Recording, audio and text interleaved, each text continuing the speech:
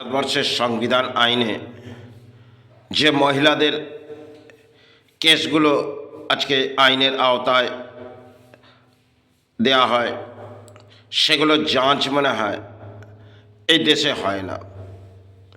কারণ নারী নির্যাতন সে সমস্ত কেস হয়তো সেগুলো এই দেশের মাঝে এই বাংলা আর ভারতবর্ষের মাঝে চলে, কিন্তু বাংলার মাঝে দেখবেন যারা আইনজীবী তারা এই কাজগুলো যেন একটি লজিক করে বেড়ায়।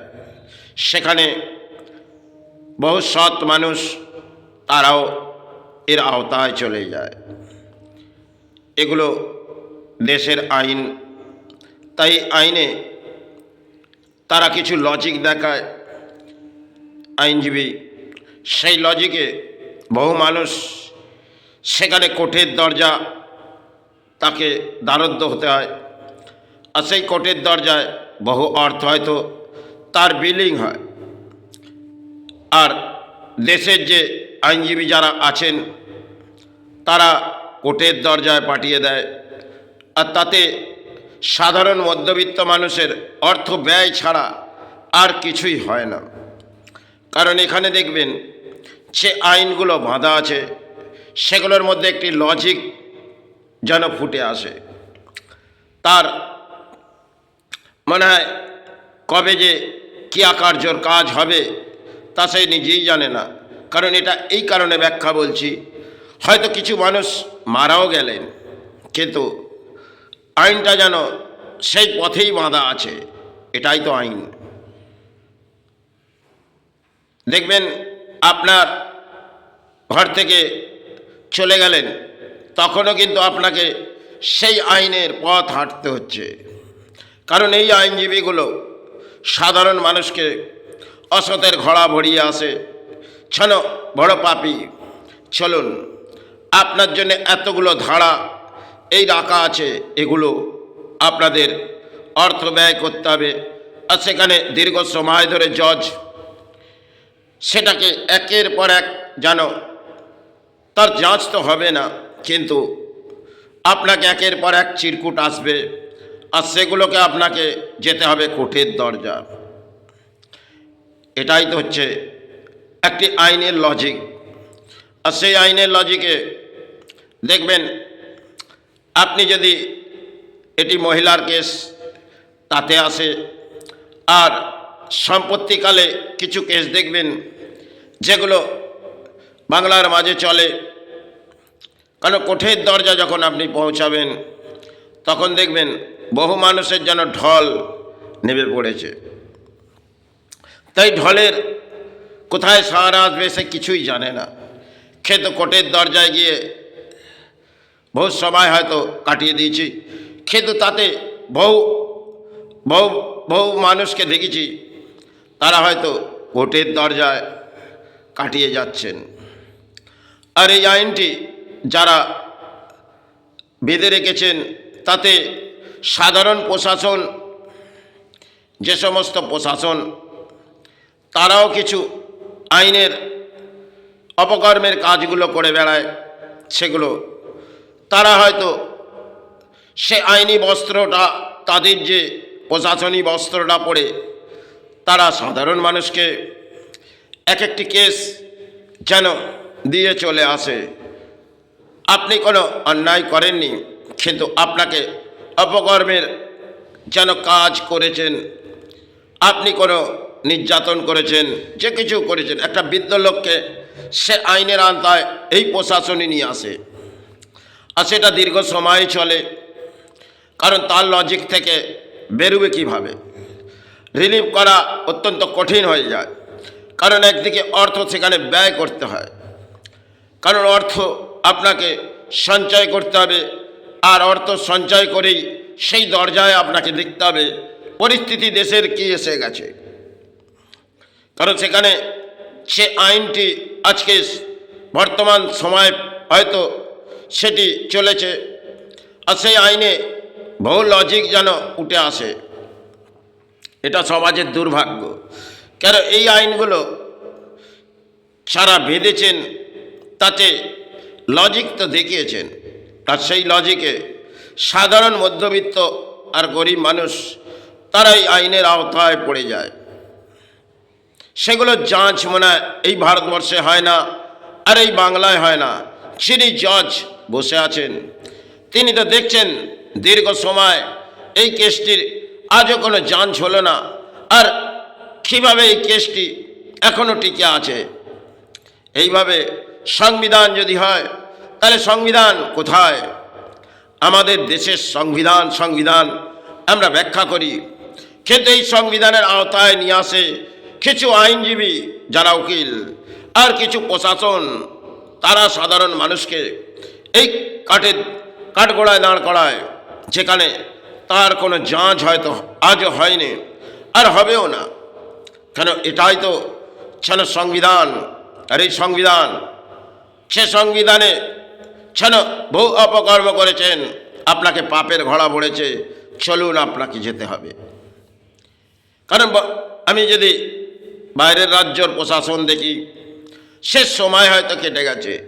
আর যদি বাংলার মাঝে যে সমস্ত প্রশাসনকে, কিছু ভালো আছে হয়তো, কিন্তু যে সমস্ত প্রশাসন যারা বাংলার মাঝে আসেন তারা হয়তো আইনি বস্ত্রটা পরে নেয়, কিন্তু তাতে অপকর্মের বহু কাজ তারা করে বেড়ায়। আর তার হয়তো সাধারণ মানুষকে তারা কোর্টের আওতায় পাঠিয়ে দেয়, কারণ এটা তারা কিছু যেন সংবিধানের কিছু পেয়ে গেছে। একটি ব্যাখ্যা একটা সময় আমি সাধারণ প্রশাসনকে ব্যাখ্যা দিলাম, তিনি একটি ব্যাখ্যা সেটা গ্রহণযোগ্য নয়, কিন্তু তিনি একটি কেস আমার সেবার পর তিনি করে বেরিয়ে যাচ্ছেন। তখন আমি বস্ত্রটি ছেড়ে বাসস্থান থেকে বেরিয়ে গেলাম, তাকে একটি ব্যাখ্যা করলাম, তিনি কিন্তু খামোশ হয়ে চলে গেলেন। তার বেশ কিছু সময় পরে দেখলাম তিনি 170 একটি কেস যেন উড্ডে করে কোর্টের কাছে পাঠিয়ে দিলেন। আর সেখানে বহু সময় হয়তো অর্থ বিলিং করতে হলো, কারণ তার যাঞ্চ হবে না। আর তাকে দেখতে হবে এরা কী ধরনের, কী আকার্যর কাজগুলো এই সমাজে করছে। এই অপকর্ম যেটা সমাজ মেনে নিচ্ছে, এটা মেনে নেওয়া যায় না। আপনি ব্রহ্মাণ্ডের সেবা করুন, দেশের সেবা করুন, যাই করুন না কেন, আর এই সমাজ ছাড়া এই পথে হাঁটছে, তারা তো আইনের পথটাকে যেন সংবিধানের সমস্ত কিছু তারা পেয়ে গেছে। আরে তাদের কাছে ব্যাখ্যা করলাম যে সমস্ত কিছু যদি আইনের আপনাদের কাছে সমস্ত কিছু থাকে, এটা সমাজের দুর্ভাগ্য। কিন্তু এটাই জানবেন সমাজের দুর্ভাগ্য, কারণ আর এর পেছনে অর্থ আপনাকে ব্যয় দিতে হবে। আর তার সাথে আপনি যদি লজিকে ব্যাখ্যা দেন, তিনি আপনাকে একটি কথাই বলবেন যে দেখুন আপনি কার সাথে কথা বলছেন, আমি কে জানেন। তিনি এই ধরনের ব্যাখ্যা করবেন, কারণ তিনি যে পোশাকটা পরে আছে তাতে একটি অহংকার তার মধ্যে আছে, আর সেই অহংকার কখনো না কখনো তাকে দমন করবে। তিনি এটা জানবেন, তারা যে পথগুলো হাঁটে সেটা সমাজ মেনে নেয়, কিন্তু কোনো ধর্মীয় মানুষ সেটাকে মানবে না, কিন্তু তাতে তাদের কিছু যায় আসে না। আরে সেই যদি হয় দেশের আইন, তাহলে এই ভারতবর্ষের আইন কোথায় এগিয়ে চলে গেছে। আজকে দেখবেন সারা অর্থনীতিবিদ তারা এই আইনের আওতা থেকে বেরিয়ে আসে, আর সাধারণ মানুষকে দীর্ঘ সময় হয়তো এই আইনের পথ ছুটতে হয়, কিন্তু তারা তো কোনো অপকর্মের কাজ করেনি। কোনো একটি লজিক আইনজীবী দেখালেন আর কোনো একটি লজিক প্রশাসন দেখালেন, তাতেই যেন দীর্ঘ সময় একটি কেস চলতে লাগলেন। নারী নির্যাতনের কেসগুলো, সেগুলো এই সমাজে বাংলায় দেখবেন কোর্টের দরজা যখন যাবেন বহু যেন ঢল নেমে আছে, কিন্তু তার মনে হয় যাঞ্চ হয় না। আর 170 যে কেসগুলো এই দেশের মাঝে চলে, তারও মনে হয় যাঞ্চ হয় না। এটাই তো সংবিধান। তাহলে যিনি এই আইনগুলো গড়েছে তাতে তো বহু পাপ কর্মের কাজও করে গেছেন। কারণ একটা সময় দেশের আইনকে তিনি করে গেছিলেন, আর তাতে হয়তো কিছু লজিক দেখে গেলেন, আর সেই লজিক নিয়ে এই সমাজ খেলা করে। এই আইনজীবী আর এই প্রশাসন, যাদেরকে মনে হয় এই দেশের মাঝে আমরা সাহারা আনি। কারণ একটি প্রশাসন যখন প্রশাসন আসে, সে ওই দরজায় আসে, তাতে কোটি টাকাও তিনি সঞ্চয় করে বেড়ায়। কারণ সাধারণ মানুষ থেকে অর্থ লুটে নেয়। বহু প্রশাসন আছে, আর সেটাই আমরা গ্রহণযোগ্য করে হয়তো সেটাকে মেনে নিই। এটাই কারণ এর পেছনে আপনি যে পথেই হাঁটবেন না কেন, এদের পেছনে আপনি কিছু উপায় করতে পারবেন না। কেন উপর থেকে নিচে অবধি এই প্রশাসনের একটা জোর আছে। তাদের দেখবেন উচ্চ স্তর অবধি আপনি যদি কোনো কাগজ ফেলেন, কিছুই কার্য হবে না। কারণ আপনি উচ্চ স্তরে যাবেন, সেখানেও দেখবেন এদের একটা এমনই বাধা আছে যেখানে আপনি ঘন্টা বাজাতে পারবেন না। তাহলে ছাড়ুন ধর্মের ঘন্টা, যান আইনের পথ। এটাই তো। তাই বহু সময় আগে আমি হয়তো এই সেবার ঘন্টা ছেড়ে দিয়েছি, কারণ এটা যায় না। আরে যে কামনা এই দেশের জন্য করব, আর এই আইনের পথ হাঁটবো, তাহলে এই ঘন্টা বাজছে, এই সমাজ জাগবে না।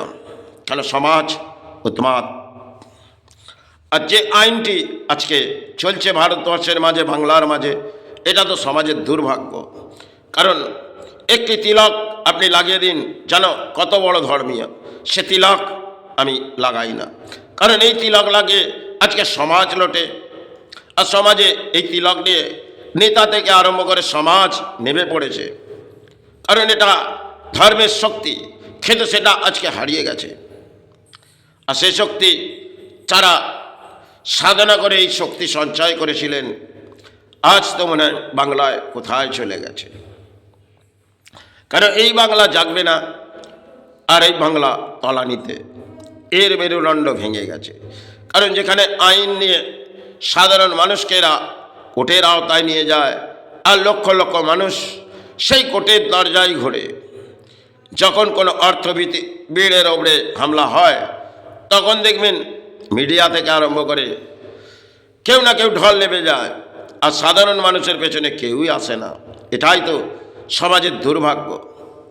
যাই হোক, এই সময় আমি হয়তো এই ব্যাখ্যা দিলাম, সমাজের খারাপ লাগতেও পারে, কিন্তু যে পথ আমি ভারতবর্ষের আইনকে দেখেছি, একটা সময় বহু প্রশাসন মিশেছি, বোম্বাই ক্রাইম থেকে আরম্ভ করে তারা হয়তো আজ নেই দুনিয়ার মাটিতে, কিন্তু আজকে যে দেখছি সেটা বাংলার দুর্ভাগ্য।